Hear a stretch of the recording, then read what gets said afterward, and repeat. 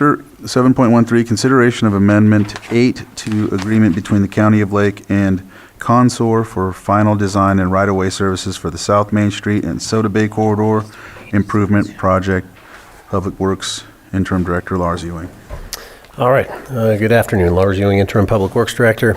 Your board is likely aware, or at least familiar with the project that we're discussing here, South Main Street and Soda Bay Road road widening and utility undergrounding project. It's a project that has been in the works for quite some time. In the last 4 months that I've been in Public Works, we've made quite a lot of advancements on the project. I'll quickly highlight those because I think it's important to understand where the project is in order to consider this amendment.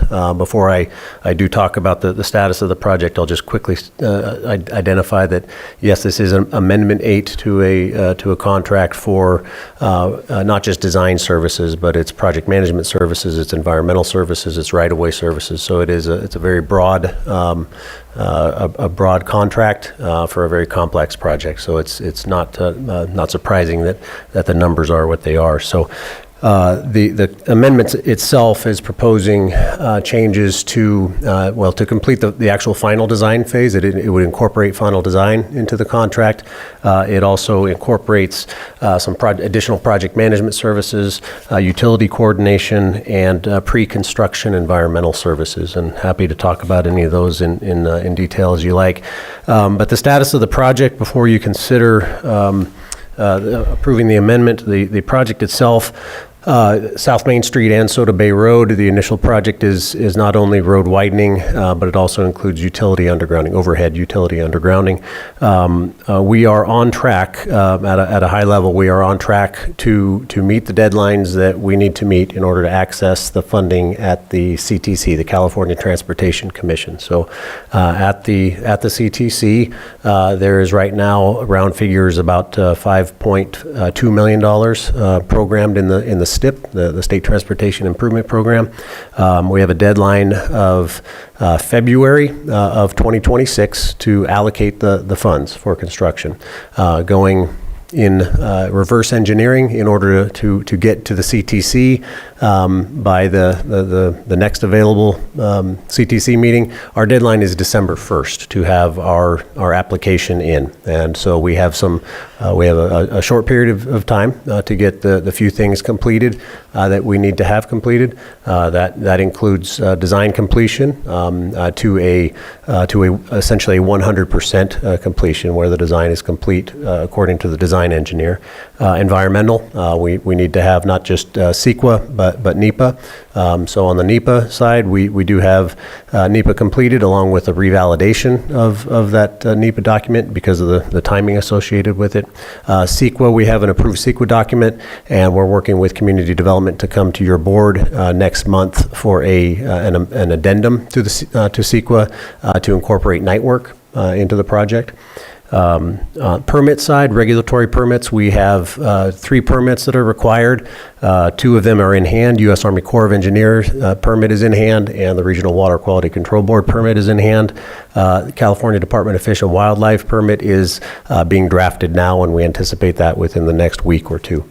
Last piece, the last overall bucket is right-of-way. Right-of-way includes, there's about 40 acquisitions that are required for the corridor, both temporary construction easements as well as actual acquisition, permanent right-of-way acquisitions. We have the bulk of those completed. We have about 4 or 5 that are still remaining, and we are we have, I'll say, willing sellers. We still need to get to the finish line, and we're pushing hard for that, and it looks like we will get there. So I that does not say that we will be there, but my optimism states, tells me that we will get there. So I just want to make sure that you understand what still needs to be done in order to complete this project. So the first part that I mentioned, the design, this amendment to the contract would allow that design to be completed. Consor. Used to be Quincy Engineering. Consor, not to be confused with a local land surveying firm, just for clarity there. Consor is prepared to work hard and fast to meet the deadline. The design phase is, or the design portion will be relatively easy to get to the 100% phase. So with that, I will just end my very brief, high-level overview of this relatively involved project, and be available to answer any questions, whether it's for the project as a whole or for this amendment. Vice Chair? Yes, thank you, Director Ewing. I know this has been going on for a while. I currently feel confident that we'd be able to finish this out if we do this, but I just wanted to clarify if we didn't move forward on this, obviously we wouldn't be able to get done, and that would jeopardize any funding for that project. Is that? Yes, if we don't, without this amendment, if your board chooses to not move ahead with this amendment, we would not be able to complete the design portion of the project, which would mean we would not be, we couldn't access the STIP funding, which I mentioned the $5.5 million. There's actually another $5 million that's available for us as well. So grand total, about $10.5 million of STIP funding would be at risk. Okay. I know it's a tight timeline, but I feel confident that we can do it. Supervisor Sabatier? Just a quick question, because there's been some other conversations. Both Vice Chair Rasmussen and I are on the APC. You were there when we were talking about the STIP funds or the CTC funds. You said that you were looking at doing a segment of the road. Is the design for the entirety of the project or just that segment? Yeah, I tried to clarify that in the memo. The design and the right-of-way, the environmental, all the pre-construction phases are for the full corridor, South Main Street, Soda Bay Road.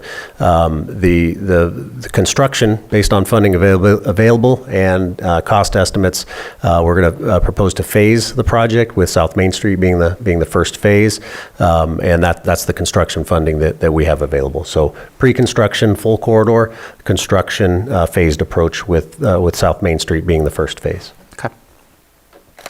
All right. Not seeing anything else, I'll open it up to the public for anyone. Anyone on Zoom? Yes, Betsy. Betsy, if you can unmute.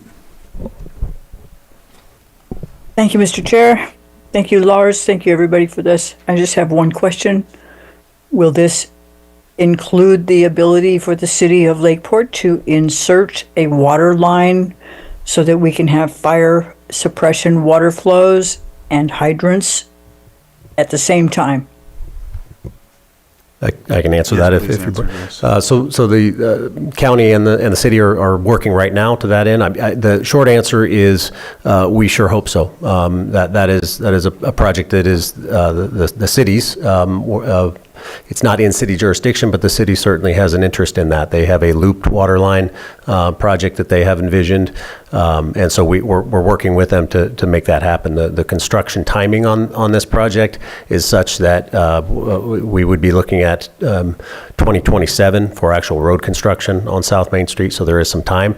The city has preliminary design plans, in fact, near final design plans for their project, so they do have some headway, and we have an internal meeting, well, internal to city and county. We're having some staff is meeting tomorrow, if not the next day, as a continuation of that. So there is work toward that end, and I think there's a likelihood that it would happen. Funding needs to come through for construction, certainly, but I can verify that confirm that the environmental document does include the provision for water lines to go into the ground.